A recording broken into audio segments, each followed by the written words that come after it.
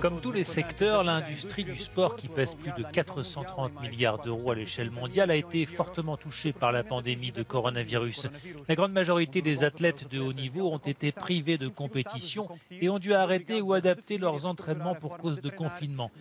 Une situation qui a poussé bon nombre d'entre eux à repenser leur carrière et redéfinir leur avenir et leurs objectifs professionnels.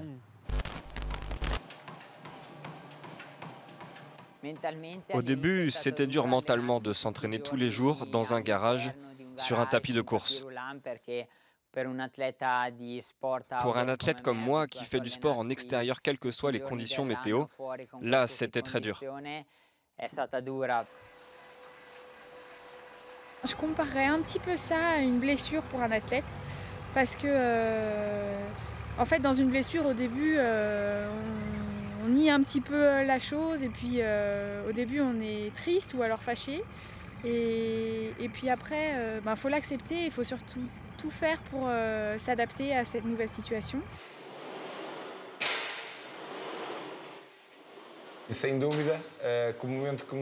Il est clair que le moment qui a été le pire pour moi, c'est quand il y avait toute cette indécision autour des Jeux Olympiques, quand on ne savait pas s'ils allaient avoir lieu ou s'ils allaient être reportés, et si oui, jusqu'à quand. À ce moment-là, c'est comme si on nous avait coupé l'herbe sous le pied.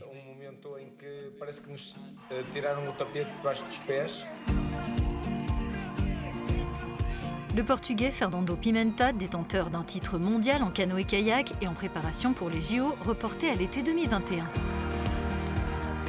La Française Jeanne Collonges, triathlète longue distance et lauréate de plusieurs épreuves du circuit Ironman. Et l'Italien Davide Magnini, star montante du ski alpinisme et du trail running. 3 athlètes dont la carrière prometteuse a été suspendue, voire remise en question par la crise du coronavirus. Psychologue du sport à Paris, Makis Chamalidis nous donne son sentiment. C'est vrai que c'est un moment d'incertitude avec peu de visibilité. Tout le calendrier des entraînements, des compétitions a été chamboulé et c'était une épreuve d'adaptation. On a vu qu'il y a des sportifs qui ont su s'adapter, s'organiser et d'autres qui ont perdu des repères et avaient un peu plus mal à rester concentrés. Pour les sports peu médiatisés, cette période de pandémie signifie davantage d'inquiétudes économiques, à l'heure où la moitié des entreprises du secteur ont déclaré avoir perdu entre 50 et 90% de leurs revenus. Quand on a un budget de 20-30 000 euros par an pour s'organiser dans une discipline confidentielle, c'est pas du tout pareil que quand on est footballeur professionnel avec les salaires qu'on connaît. Mais quand le rêve il est fort, je veux absolument aller aux Jeux Olympiques, il y a toujours un chemin.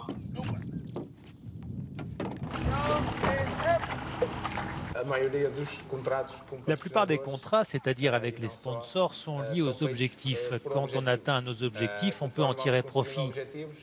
Quand on ne participe à aucune compétition, il n'y a pas d'objectif et donc on n'a pas de retombées. C'est très compliqué. Bien sûr, on va avoir une baisse de revenus importante, simplement à cause de cela. L'annulation de toutes les compétitions était indispensable pour assurer la sécurité de tous, mais il est clair que cette décision a eu un impact négatif sur la vie des athlètes. On n'a pas pu toucher les dotations qu'on a en cas de victoire, et cela a aussi entraîné une perte importante en termes d'image et d'exposition dans les médias. Il y a un moment où quand j'ai vu que beaucoup de boîtes n'allaient pas pouvoir tenir, beaucoup d'entreprises allaient devoir s'arrêter, j'ai pensé que peut-être ça allait être le cas des marques qui me soutiennent. Ma famille est propriétaire depuis des années d'un magasin de sport spécialisé dans le ski de randonnée et le trail running. Et le confinement, qui a duré plus de 2 mois au moment du pic de la saison touristique pour le ski, a eu un impact négatif sur les ventes.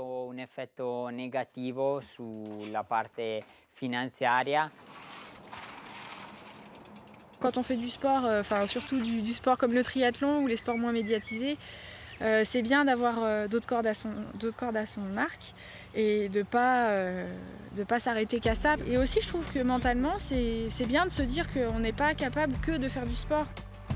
Jeanne travaille comme traductrice et fait des études pour devenir coach mental pour d'autres athlètes.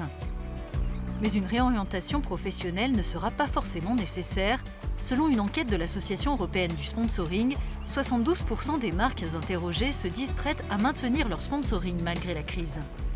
Je pense qu'il y a un vrai travail d'acceptation à faire, acceptation de la réalité. On pourrait même penser au processus de deuil, d'accepter que voilà, c'est pas comme c'était prévu, il faut faire autre chose. Et là, on fait finalement appel à l'intelligence sportive, à l'intelligence du parcours, par où passer pour arriver à mon objectif. J'ai essayé de me concentrer sur de nouveaux défis et de me trouver des projets personnels pour m'occuper pendant l'été, dans l'idée de me préparer pour la prochaine saison d'hiver.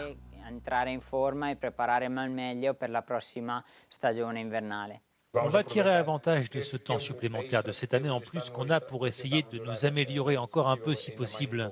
S'il n'y a pas de course, je me dirais où est-ce que je veux progresser et je vais me donner ces objectifs-là et puis améliorer mes points faibles, essayer de progresser, de devenir meilleur et pour après être prête pour 2021 si c'était le cas.